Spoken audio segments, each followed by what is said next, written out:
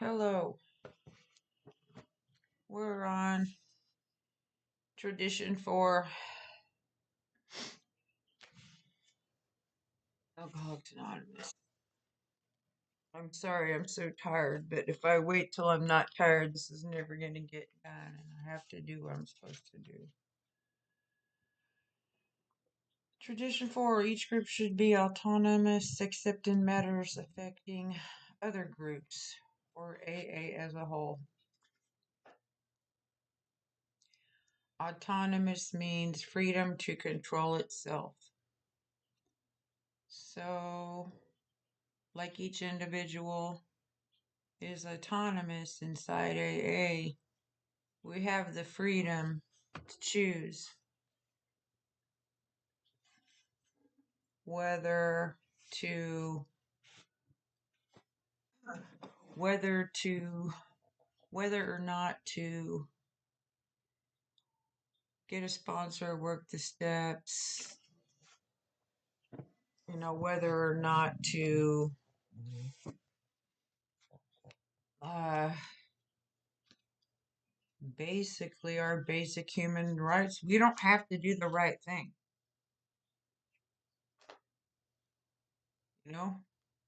Nobody has to do the right thing. Nobody has to do what God wants. Nobody has to uh, take suggestions. What I do have to do is I either get to live the positive consequences of my healthy, appropriate choices, or have to live the negative consequences of my unhealthy and inappropriate choices. They say it takes what it takes.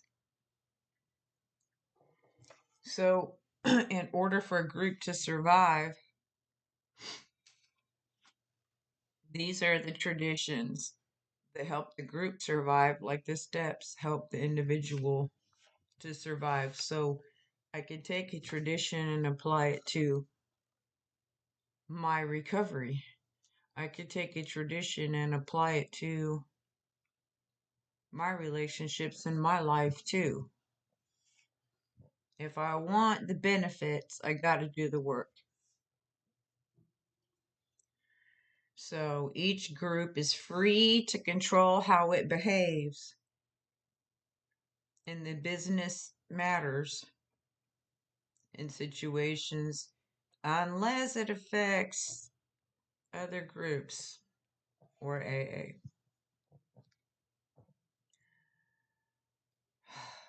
Autonomy, the ability to make an informed decision without coercion, or the right to self-determination, self-governing, self-directing. Responsible to no other authority other than its own conscience. Use the ugly background, but gotta do what you gotta do. Okay, so autonomy is a $10 word, but in relation to us, it means very simply that every AA group can manage its affairs exactly as it pleases, except when AA as a whole is threatened. Comes now to the same question raised in tradition 1. Isn't such liberty foolishly dangerous? Over the years, every conceivable deviation from our 12 steps and traditions has been tried. That was sure to be, since we are so largely a band of ego-driven individuals. Ego. Let's talk about ego. I've been thinking about this and learning about ego because I have a problem with ego. So, but ego driven says being motivated by a conscience. Nope, that's not right. That was two separate words.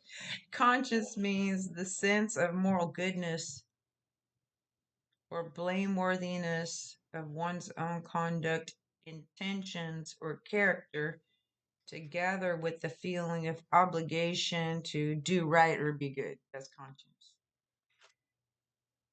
Ego driven is being motivated by a need to prove oneself better than others, often fueled by competition and comparison, may be motivated by external validation and recognition. So, individualists are self reliant, driven to success. Don't bark. That was true since we're a band of ego driven individualists. Okay, self centered, self reliant, children of chaos, complete disorder and confusion. We have we have defiantly played with every brand of fire only to emerge unharmed, and we think wiser. These very deviation is the definition I have is moved away from normal or acceptable. These very deviations created a vast process of trial and error, which, under the grace of God, has brought us to where we stand today. So we could say that about Alcoholics Anonymous, or we could say that about our individual lives. When AA's traditions were first published in 1946, we had become sure that an AA group could stand almost any amount of battering. We saw that the group, exactly like the individual, must eventually conform to whatever tested principles would guarantee survival. We had discovered that there was a perfect safety in the process of trial and error. Still confident of this, had we become, the original statement of AA tradition carried this significant sentence: any two or three alcoholics gathered together for sobriety may call themselves an AA group, provided that as a group they have no other affiliation. That saved my life the first time I was in AA. I was living in a battered women's shelter and they wouldn't let me go to AA groups. I mean, they did in the beginning, and then they thought I was drinking instead of going to a group. But so I started my own AA group inside the battered women's shelter because you can't stop. You can't stop an alcoholic from doing what they want to do. If you want to get if you want to get sober, no one's going to be able to stop you. They'll try. Trust me, they will try.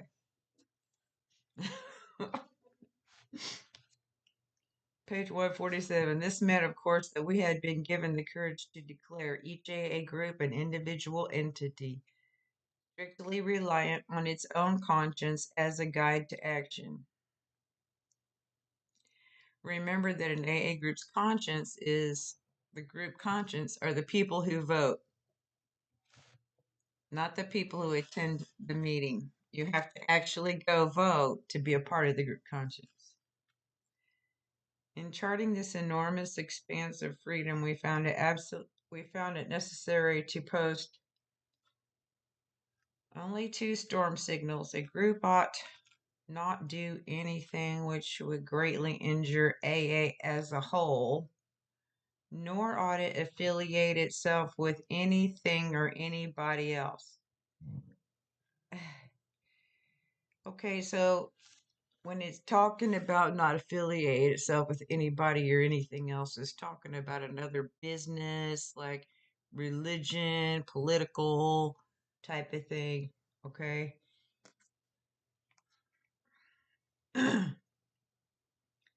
There would be real danger should we commence to call some groups wet, others dry, still others Republican, or communist. Yeah, there's Catholic or Protestant. Or we could even do sports groups. The AA group would have to stick to its course or be hopelessly lost. Sobriety had to be its sole objective. In all other respects, there was perfect freedom of will and action. Every group had the right to be wrong. Every member has the right to be wrong. In fact, my right to be wrong is freedom. When AA was still young, lots of eager groups were forming in a town we'll call Middleton. A real crackerjack had started up. The townspeople were hot as firecrackers about it. Stargazing, the elders dreamed of innovations. Sorry, I didn't look that up. I don't know. Ideas. They figured the town needed a great big alcoholic center, a kind of pilot plant AA groups could duplicate everywhere. Beginning on the ground floor, there would be a club. In the second story, they'd sober up drunks and hand them currency for their back debts. The third deck would house an educational project, quite non controversial, of course. In imagination, the gleaming center was to go up several stories more, but three would do for a start. This would all take a lot of money, other people's money. Believe it or not, wealthy townsfolk bought the idea. You know, as alcoholics, we're dreamers. We're dreamers and we're idealists and we dream big. That's not such a bad thing if we channel it the right way.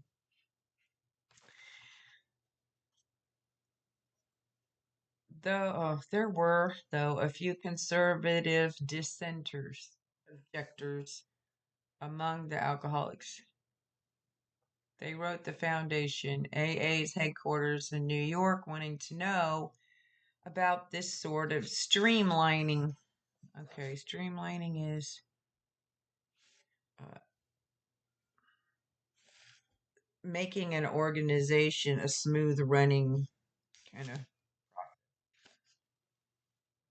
They understood that the elders, just to nail things down good, we're about, we're about to apply to the foundation for a charter. I don't know what that means, so I had to look it up. The charter is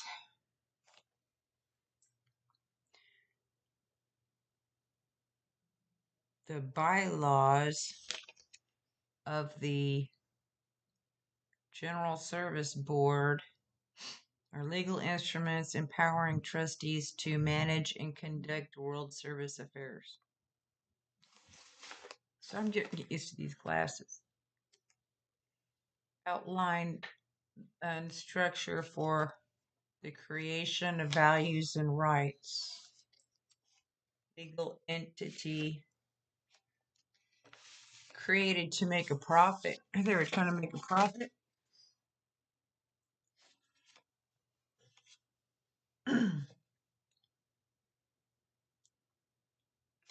These few were disturbed and skeptical, doubtful. Of course, there was a promoter in the deal, a super promoter. By his eloquence, he allayed all fears despite advice from the foundation that it could issue no charter. And the ventures, which mixed an AA group with medication and education, had come to sticky ends elsewhere.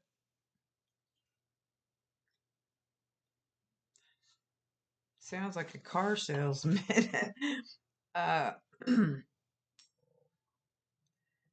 make things safer, the promoter organized three corporations and became president of them all. Freshly painted, the new center shone. The warmth of it all spread through the town. Soon things began to hum. To ensure foolproof, continuous operation, 61 rules and regulations were adopted. So they want to make AA a business and make a profit. But alas, this bright scene was not long in darkening. Confusion replaced serenity. It was found that some drunks yearned for education but doubted if they were alcoholics. Personality defects of others could be cured maybe with a loan. Some were club minded, but it was just a question of taking care of the lonely heart. Sometimes the swarming applicants would go for all three floors. Some would start at the top and come through to the bottom, becoming club members. Others started in the club, pitched a binge, were hospitalized, then graduated to education on the third floor. Woo! Okay.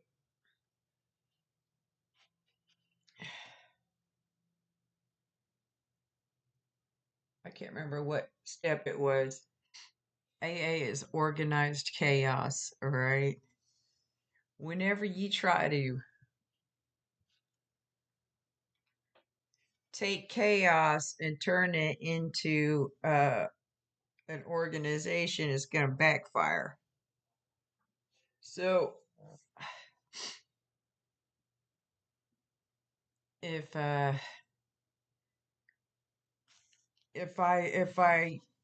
if we take our hands out of the mix, it kind of just, how do I say this? Life has a way of working things out that doesn't seem like it's ever going to work out. Okay, but the more I try to fix it, the worse it's going to get.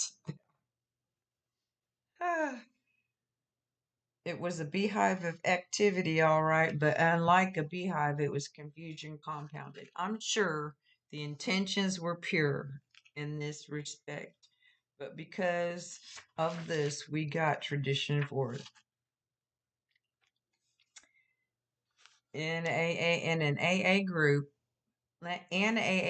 as such, simply couldn't handle this sort of project. All too late, that was discovered. Then came the inevitable explosion. Something like that day the boiler burst in a Wombley's clapboard factory. I had to finally look that up. Wombley's clapboard factory was an 1854 explosion where a steam boiler welled with pressure until it blasted into shrapnel, demolished the building, Workers were hurled through the air and crushed by tumbling brick walls and timbers, injuring approximately 50 people, and 9 were killed instantly. I didn't look up this word. A chill, choke damp of fear and frustration fell over the group. When that lifted, a wonderful thing happened. The head promoter wrote the foundation office. He said that he wished he'd paid some attention to AA experience. Then he did something else that was to become an AA classic. It all went on a little card about golf score size. The cover read Middleton Group Number 1, Rule number 62. Once the card was unfolded, a single pungent sentence leaped to the eye. Don't take yourself too damn seriously.